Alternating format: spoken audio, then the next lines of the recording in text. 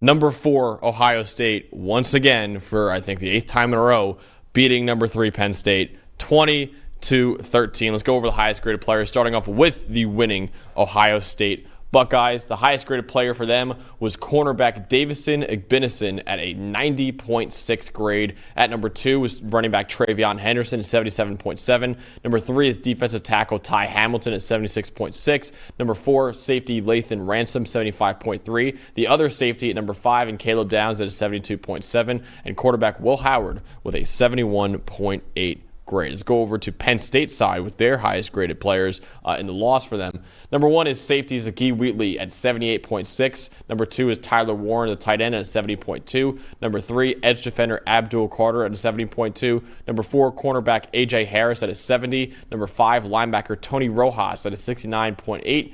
And Drew Aller finished with a 63.7 grade in the loss. Dawn, for you, what was the stat that told the story in this loss for the Nittany Lions? So I think this was the game that finally bit Penn State as far as not having enough elite weapons. We know Tyler Warren's one of, the 2 or 3 best tight ends in the country, but at wide receiver, they were obviously short last year. They kind of tried to find some guys who could get the job done this year. Harrison Wallace has had a decent year. They tried to bring in Julian Fleming. That hasn't really worked. Liam Clifford playing in the slot. But their wide receivers in this game had 3 catches for 49 yards, and 45 of those 49 were Harrison Wallace, one of which late in the second quarter was just an incredible catch and really tight coverage. I mean, it was, to me, a matter of they don't have the weapons on the outside to separate from a secondary like Ohio State's. And it's a problem when you think about, if you take away Tyler Warren, which for the most part Ohio State did, he made a couple plays later in the game,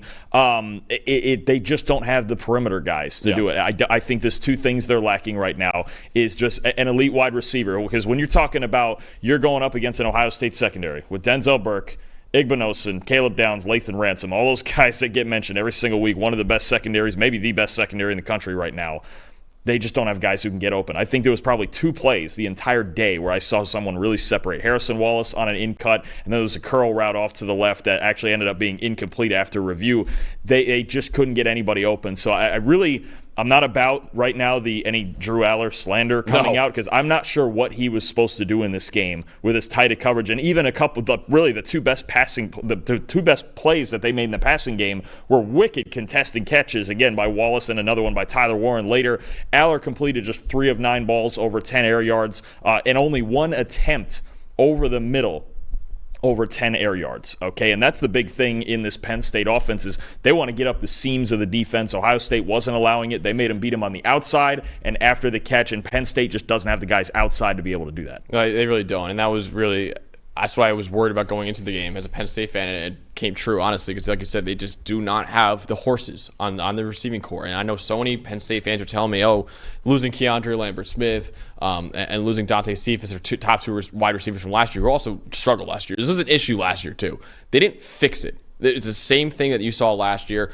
They brought in Julian Fleming, the Ohio State cast-off, who hasn't really done anything for them this year. They just didn't fix this problem, and you're seeing this show up now. I mean, they're lucky Tyler Warren's an elite tight end, because if he wasn't, this passing game would have nothing to rely on right now. So, yeah, it was a really, really rough showing for Penn State's receivers. My set that tells the story is, again, on Penn State's offense. Penn State had 2 trips inside the 5-yard line and scored 0 points on those 2 trips. So the first one, right before halftime, they had a 1st and goal on the 3-yard line with 24 seconds left before halftime, and Drew Aller threw a pick in the end zone. They could have ran the ball. Penn State had, I think, 2 timeouts left at that point. You had the ball on the 3-yard line with 1st and goal. Katron Allen's a guy that you can trust theoretically on the goal line. I'll talk about that in just a second, but it's a guy you can trust theoretically on the goal line to get you 3 yards. And they couldn't punch it in, honestly. But then, I thought that, Dawn, after that, but then maybe I was proven wrong later on in the game, because they had a 1st and goal again on the 3-yard line with under 7 minutes left trying to tie the game. They ran 3 straight times with Katron Allen on the 3-yard line. He got to the 2, then he got to the 1, and then he got stuffed. So 3 straight times they got stuffed on the 1. And then on 4th and goal from the 1, instead of trying to run the ball, I thought maybe, they're so close that Aller at 6'5" could have maybe done a QB sneak and got in. Tyler Warren, your best player, put it in his hands. They've done a lot of Wildcat with him. Maybe let him be the Wildcat quarterback and let him punch it in. Instead, what they try to do is throw it to, I believe, the backup tight end, Khalil Dinkins, not even Tyler Warren. Threw it to the backup tight end, incomplete pass on 4th and goal. They had 4 chances to get 3 yards, and they could not punch it in, honestly. So that's at least 10 points left on the field in what ended up being a 7-point game.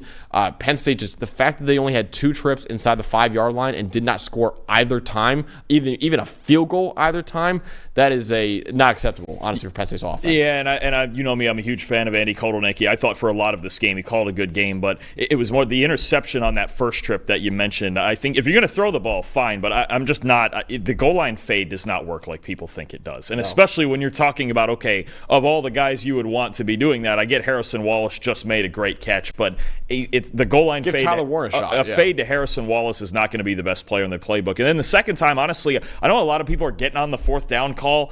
I'm not killing it as much. I'm more in the boat where I'm like, look, find a way to get it in the first 3 downs. I mean, even you mentioned it could be Warren, it could be some other sort of, but you could even put Bo Prabula in the game just as just for the option threat down there on the goal line. But it just, I mean, that's the one time, it might be the only time this year where I've really seen Andy Kotelnicki kind of botched the play calls a little bit. I still think overall he called a pretty good game. He had to get deep in the bag to get yardage in parts of this game. Again, in part because their receivers couldn't separate, right? And it just feels like in big moments they don't have a ton of options. It can be such a grind for them on offense if he's not creating the big plays with the play calls. And it's hard against a team as talented as Ohio State to only create explosive plays with play calls, right? Eventually you have to be able to win one-on-one. We saw it when they played Oregon, right? We saw Evan Stewart beat them. Tej Johnson beat them. Dylan Gabriel. It's just Penn State, they've taken what is a decently talented offense, right? And it's been leveled up with the play calling being better than what it was last year. But it gets against a team like this, you mentioned, you have to have horses. And I just don't think they don't have enough horses on the outside. And I think, honestly, they don't have a whole lot of team speed. On offense. Really I just don't think they have any sort of burner that makes you respect them deep. No, absolutely. I mean, you saw in the Oregon game, like Oregon was able to win deep on the perimeter with them, and they could not do it because they don't have the guys, honestly. Now, again, I don't blame Andy Kotelnicki. There's a couple play calls I didn't love. I don't really blame Aller for either. I just blame they have nothing at receiver. Nothing at receiver. And that's what's really killing Penn State in this game, especially against a great secondary like that. Dalton, what to you was the most impressive part about the Ohio State victory, though? I think the one question from their defense last season was what they had going on at safety. There's no question about that this year. You bring in Caleb Downs, who's arguably the best safety in the country from Alabama, and you move Lathan Ransom back there in a more full-time safety role. These two guys, we've talked about them a lot this year. They've been spectacular. This game, look, do the stats jump out? Did either one of them have an interception or anything like that? No, but they did such a great job controlling the game, staying disciplined, making tackles. Downs with a 72.7 overall.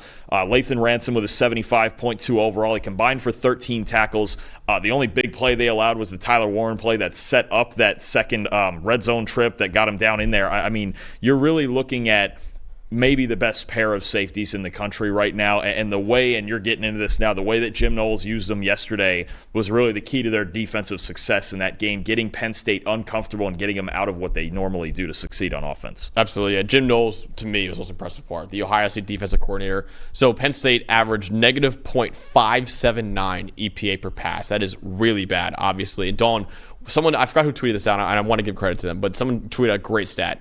So the last 2 times that an Andy Kotelnicki coached offense did not score a touchdown in a game was obviously this game against Jim Knowles and that Ohio State defense. Because remember, the only touchdown Penn State scored was a pick 6. Overall, the offense only scored 6 points on 2 field goals from Penn State's offense.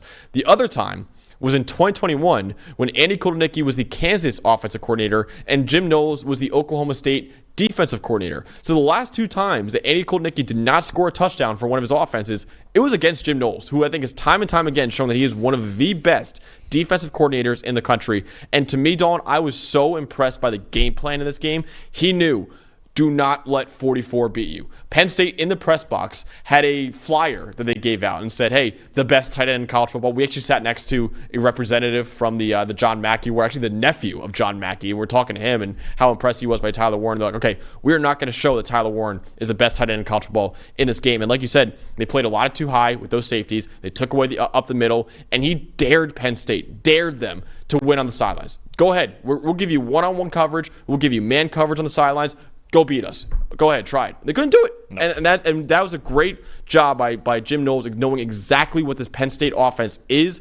Other defenses did not really know that. Like USC got torched because Tyler Warren just was able to do whatever he wanted against them. He knew Tyler Warren would be the difference maker if they allowed him to, and they didn't. So that was a great job by him, and I was just really, really impressed by just the game plan overall. And only allowing 6 points from Penn State's offense, that's incredible stuff by Jim Knowles. So shout out to him, man. He did an excellent job in that game. Yeah, no, I agree. I mean, I think one thing I'm curious to see later in the week when we get the coverage data in for this game is how much more too high he used than usual, because Ohio State's generally a very heavy cover 3 sort of team, but in this game you could feel it. Downs and Ransom, it was just each of them sitting on a hash mark and not moving until they knew where the ball was going. And just you take away the seams from this offense. We've talked about a signature of Penn State's offense being Drew Aller throwing balls up the seam.